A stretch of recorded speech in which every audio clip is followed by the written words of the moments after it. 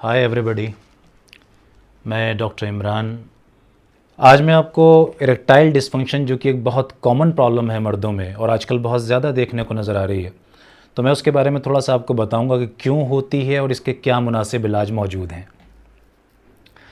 देखिए, erectile dysfunction आसान ज़बान में अगर कहूँ कि जब एक मर्द या तो इरेक्शन उसको आता ही नहीं या आता है तो वो उतनी देर उसको मेंटेन नहीं कर पाता कि एक प्रॉपर सेक्स कर सके। मतलब इरेक्शन आता है पर वो उतनी देर रुक नहीं पाता या फिर इरेक्शन आता ही नहीं है। असल वजह जो अब तक साइंटिफिक रिसर्च से हमने देखी है, जो समझ में आता है कि ये क्यों होता है। बेसिकली जब आपके ऑर्गन में ब्लड सप्लाई वीक हो जाए, जब आपके पेनिस में प्रॉपर ब्लड सप्लाई ना हो किसी भी वजह से, बैकग्राउंड में वो कौन सी प्रॉब्लम है, अगर वो ब्लड सप्लाई प्रॉपर नहीं होती तो इरेक्शन या तो वीक हो जाता है या बिल्कुल नहीं आता है, या ठीक होता है लेकिन एक लंबे टाइम तक या सही टाइम तक जब तक प्रॉपर सेक्स हो सके वो रुक नहीं पाता। अब इसके कारण पे आते हैं कि ये क्यों होता है। देखिए, मोटी मोटी इसकी कुछ वजह जो हमने क्लिनिकल प्रैक्टिस में देखी हैं और अक्सर हमें नज़र आती हैं, तो उसमें कुछ ख़ास वजूहात वो ये हैं, जैसे कुछ दवाइयों का साइड इफ़ेक्ट। फॉर एग्ज़ाम्पल, आपका बीपी हाई रहता है और आप उसके लिए कुछ दवाइयाँ ले रहे हैं, या आप शुगर पेशेंट हैं, डायबिटिक पेशेंट हैं, या आप एपिलेप्टिक हैं, एपिलेप्सी के लिए आपके लंबे समय से कुछ दवाइयाँ चल रही हैं, उनका साइड इफ़ेक्ट हो सकता है।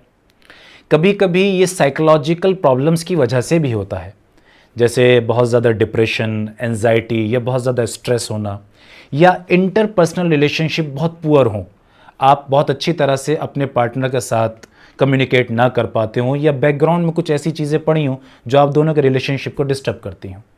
इसके साथ साथ कुछ स्पाइनल इंजरीज़ हों, हेड इंजरीज़ हों, ये भी मुमकिन है कि इस वजह से ये क्रिएट होता है। बॉडी के हार्मोनल इम्बैलेंसेस की वजह से भी ऐसा होता है। तो ये कुछ मोटे मोटे से कारण हैं जिसकी वजह से इरेक्टाइल डिस्फंक्शन होता है। एक क्वालिफाइड सेक्सोलॉजिस्ट इसमें यही कोशिश करता है कि हम पेशेंट के इरेक्टाइल डिस्फंक्शन के कॉज को पकड़ने की कोशिश करें। What is the reason behind the erectile dysfunction?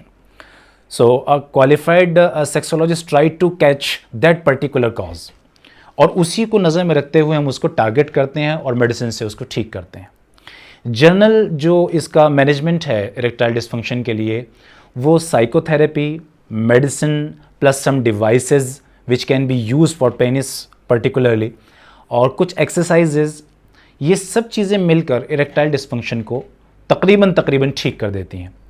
एक बात और बताना चाहूँगा यहाँ जो बहुत इंपॉर्टेंट है, अक्सर एक मिसकंसेप्शन लोगों में रहता है कि जी इरेक्टाइल डिस्फंक्शन एज के साथ नॉर्मल है। अगर आपकी एज 40 साल हो गई है, 35 साल हो गई है, 45 साल हो गए तो इरेक्टाइल डिस्फंक्शन आपको होना नॉर्मल है।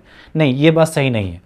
ये ज़रूरी नहीं कि आपकी एज बढ़े तो आपको इरेक्टाइल डिस्फंक्शन भी आना चाहिए।